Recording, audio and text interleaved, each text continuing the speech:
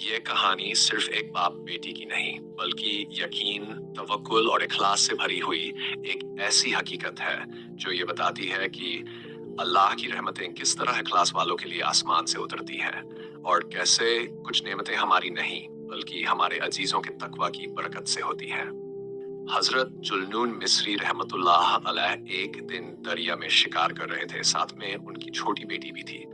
जब जाल फेंका गया तो एक मछली आई। बेटी ने मछली को उठाया, लेकिन जैसे ही देखा कि वह मछली होंठ हिला रही है, उसने फौरन उसे पानी में छोड़ दिया। हजरत ने हैरत से पूछा, बेटी ये क्या किया? हमने इतनी मेहनत से शिकार किया था। बेटी ने जवाब दिया, अब्बा जान, जो मखलूक अल्लाह का जिक्र कर रही हो, मैं उसे खाने के लिए राजी नहीं हूँ।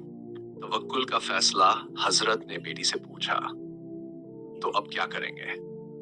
बेटी ने कहा, हम अल्लाह पर तवक्कुल करेंगे। वह हमें ऐसी मखलूक से रिस्क देगा जो जिक्र नहीं करती। चुनांचे बाप बेटी ने शिकार छोड़ दिया। शाम तक कुछ नहीं आया, लेकिन ईशा के वक्त आसमान से दस्तरख्वान उतरा जिसमें तरह तरह के खाने मौजूद थे।